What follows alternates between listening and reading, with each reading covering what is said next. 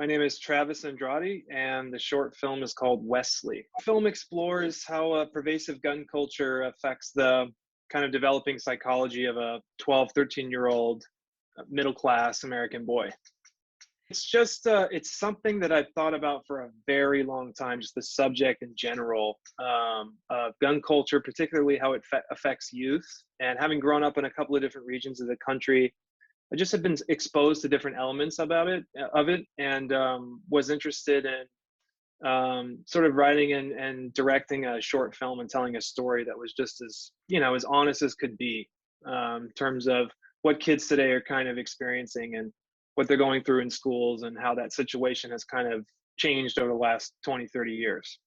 What's the story is about really is about what kids are kind of experiencing, particularly young males, are experiencing in America in their schools, and it's pretty difficult to disagree with the facts. If it's cold and rainy outside, it's cold and rainy. I mean, the weather it's just like you're not going to be able to can't really look at the film and argue that it's I think takes one position or another.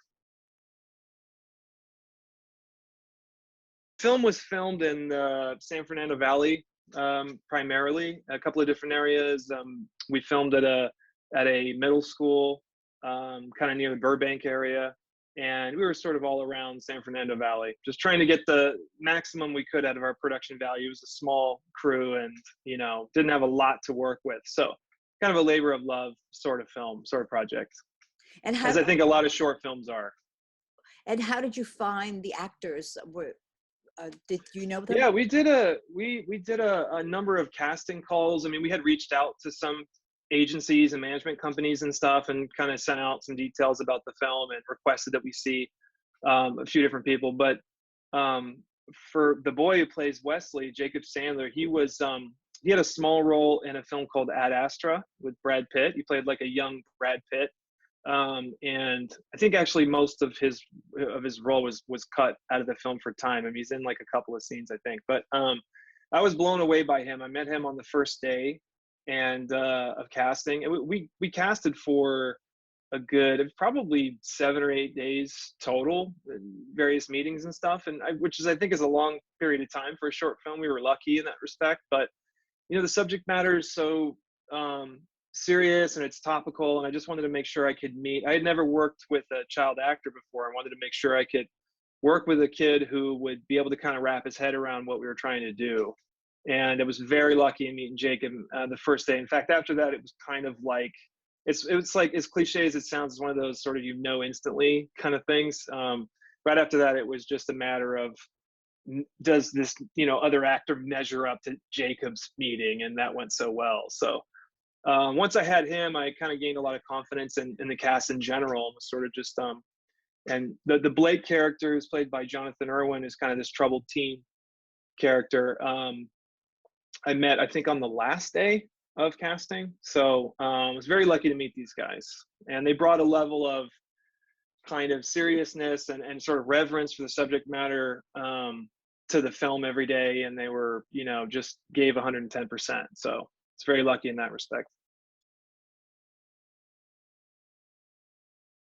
That was an interesting kind of conversation I had with him, and it was more about talking about what the character was and less about the actual dialogue, because there's not a whole lot of dialogue in the film.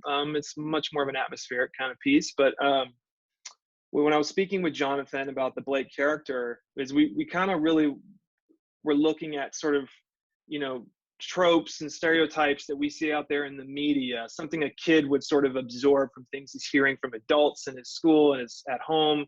And we wanted to kind of work with those, because the film's all from the perspective of the kid, of course, from the young kid.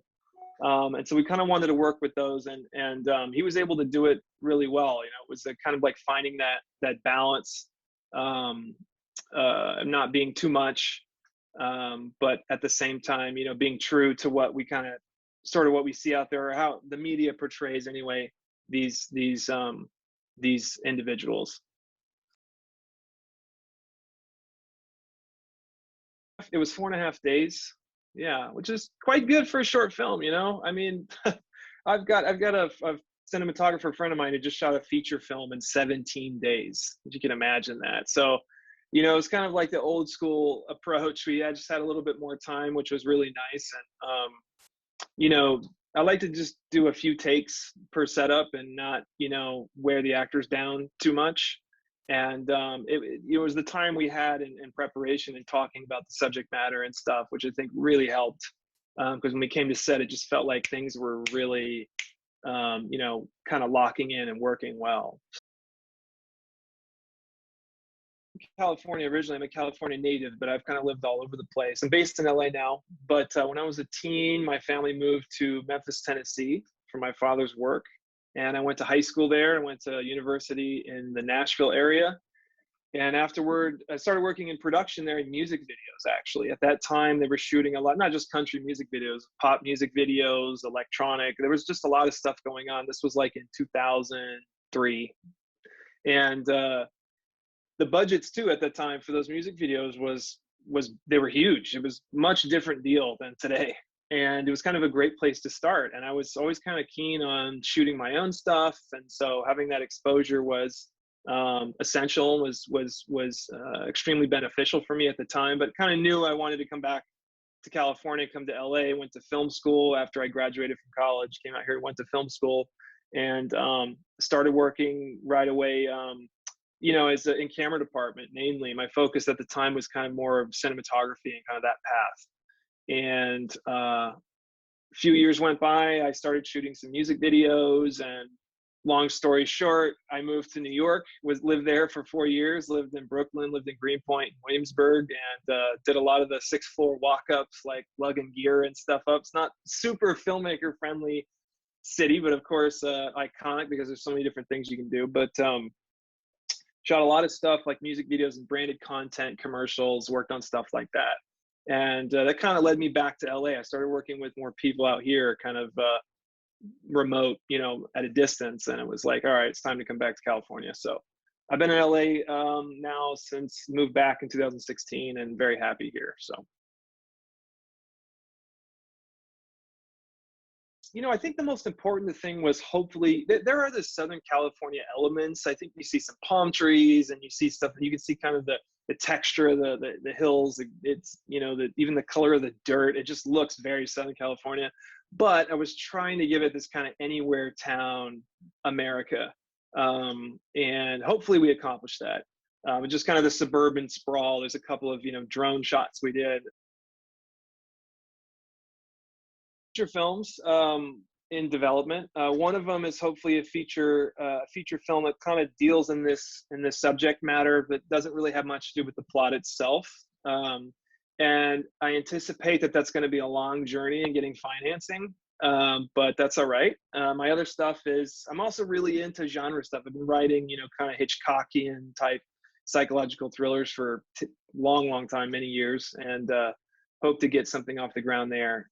But you know, I have kind of a music video background. I'm kind of done with that stuff, I think. My wife and I have a post-production company. We do a lot of editing, commercials, and branded content and stuff. So I'm lucky to be busy.